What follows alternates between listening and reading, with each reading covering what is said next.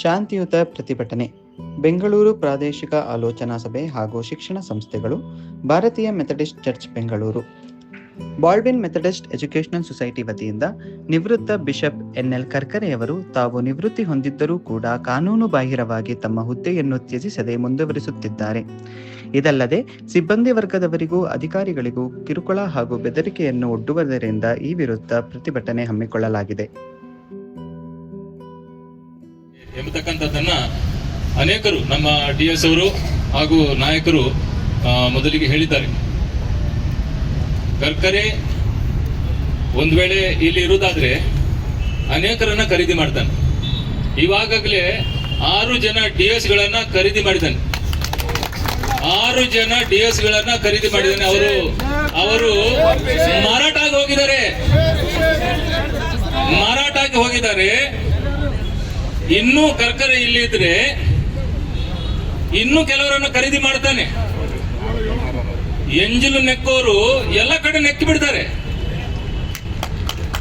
ಅವ್ರಿಗೊಂದು ಸಂಸ್ಕೃತಿ ಇಲ್ಲ, ಸಂಪ್ರದಾಯ ಇಲ್ಲ, ನಾಚಿಕೆ ಇಲ್ಲ. ಇವತ್ತು ಇಲ್ಲಿ ನೆಕ್ಕುತ್ತಾರೆ, ನಾಳೆ ದಿವಸ ಅಲ್ಲಿ ಹೋಗಿ ನೆಕ್ಕುತ್ತಾರೆ. Reverend Nelson Sumitra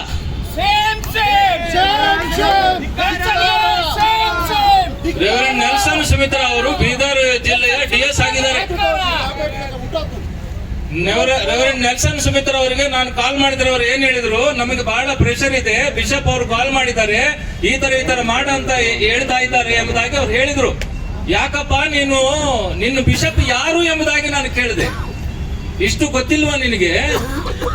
executive council ಅಲ್ಲಿ ಸೈನ್ ಮಾಡಿರುವಂತವನು, ಸೆಕೆಂಡ್ ಮಾಡಿರ್ತಕ್ಕಂಥವನು ನೀನೇ. ಅಂತ ಮನುಷ್ಯ ಇವತ್ತು ಮಾರಾಟ ಆಗ್ತಾನಂತ ಹೇಳಿದ್ರೆ ಅವನಲ್ಲಿ ಏನೋ ಒಂದು ತಪ್ಪಿದೆ.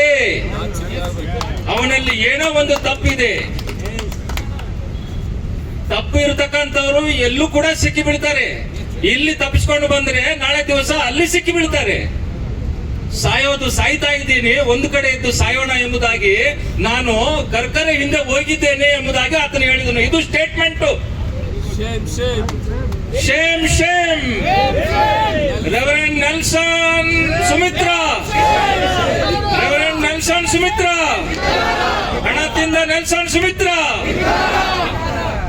ನಮಗೆ ಸ್ವಲ್ಪ ಸೇವಕರಿದ್ದೀವಿ, ನಮಗೆ ಸ್ವಲ್ಪ ನಾಚಿಕೆ ಇರ್ಬೇಕ್ರಿ.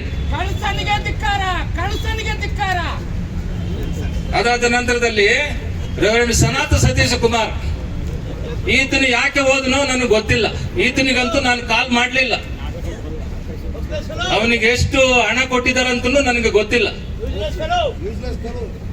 ಇವರಿಗೆ ಬಿಷಪ್ ಕರ್ಕರೆ, ನಿವೃತ್ತ ಕರ್ಕರೆ ಏನಂತ ಹೇಳ್ತಾ ಇದ್ದಾನಂದ್ರೆ, ಇವರು ಲಾ ಅಬೈಡಿಂಗ್ DS ಅಂತ. ನನಗೆ ಅರ್ಥ ಆಗ್ತಾ ಇಲ್ಲ. ಯಾವ ಲಾ ಅಬೈಡಿಂಗು? ನ್ಯಾಯ ವಿರುದ್ಧವಾಗಿ ಹೋಗಿರ್ತಕ್ಕಂಥವರು ಅವರು ಸಭೆಗೆ ದ್ರೋಹ ಮಾಡಿದ್ದಾರೆ, ನಿಮಗೆ ದ್ರೋಹ ಮಾಡಿದ್ದಾರೆ. ಇಂಥವರು ಬಿಷಪ್ ಎಲೆಕ್ಷನ್ಗೆ ನಿಂತ್ಕೊಂಡಿದ್ದಾರೆ. ಇವರು ಬಿಷಪ್ ಎಲೆಕ್ಷನ್ಗೆ ನಿಂತು ಗೆದ್ರೆ ಇವರು 20 ಕರ್ಕರೆ ಆಗ್ತಾರೆ, 1 ಕರ್ಕರೆ ಇಲ್ಲ. ನಂತರದಲ್ಲಿ ರೆವರೆಂಡ್ MP ಜಯಪಾಲ್,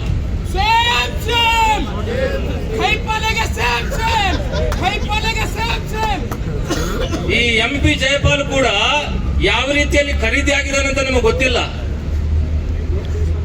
ಯಾವ ರೀತಿಯಿಂದ ಅವನ ವರ್ತನೆ ಇದೆ ಕರ್ಕರೆ ಜೊತೆ ನಮಗೆ ಗೊತ್ತಿಲ್ಲ. ಈತನು ಕೂಡ ಖರೀದಿ ಆಗಿಬಿಟ್ಟಿದ್ದಾನೆ. ಆಮೇಲೆ ಸುನಂದ ಕುಮಾರ್ ನಮ್ಮ ಗುಲ್ಬರ್ಗದವರು, ಅವರಿಗೆ ತೆಗಿರಿ ಅಂತ ಹೇಳಿದ್ರೆ ಸ್ವಲ್ಪ ಇರಿ ಎಂಬುದಾಗಿ ನಾವು ಹೇಳಿದ್ದೇವೆ. ಇವಾಗ ನಿಜವಾದ ಬಣ್ಣ ಗೊತ್ತಾಯ್ತು ಯಾರು ಸುನಂದ ಕುಮಾರ್ ಎಂಬುದಾಗಿ.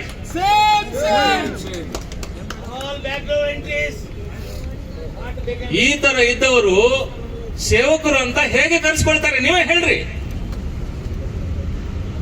ಒಂದು ಸಾರಿ ಸತ್ಯ ಗೊತ್ತಾದ ಮೇಲೆ ಆ ಸತ್ಯಕ್ಕಾಗಿ ನಾವು ನಿಲ್ಲದೇ ಇದ್ರೆ ಆ ಶಾಪ, ದೇವರ ಶಾಪ ನಮ್ಮ ಮೇಲೆ ಬರ್ತದೆ.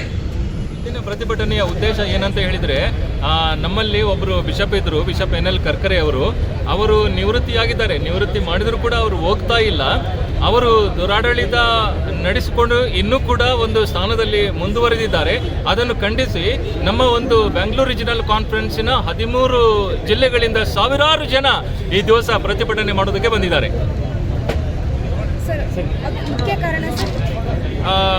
ಅವರ ಒಂದು ನಿವೃತ್ತಿ ವಯಸ್ಸು 70, ಇವರು 78 ವರ್ಷ ಆದರೂ ಕೂಡ ಅವರು ನಿವೃತ್ತಿ ಹೊಂದುವುದಕ್ಕೆ ತಯಾರಿಲ್ಲ. ಆ ಒಂದು ಸ್ಥಾನಕ್ಕೆ ನಮ್ಮ ಒಂದು ಮೆಥಡಿಸ್ಟ್ ಚರ್ಚ್ ಇನ್ ಇಂಡಿಯಾದ ಹೈಯೆಸ್ಟ್ ಬಾಡಿ ಆಗಿರತಕ್ಕಂಥ ಎಕ್ಸಿಕ್ಯೂಟಿವ್ ಕೌನ್ಸಿಲ್ ಬೇರೆ ಬಿಷಪ್ ಅವರನ್ನು ಕಳಿಸಿದ್ದಾರೆ. ಬೇರೆ ಬಿಷಪ್ ಅವರು ಕೂಡ ಚಾರ್ಜ್ ತೆಗೆದುಕೊಂಡಿದ್ದಾರೆ.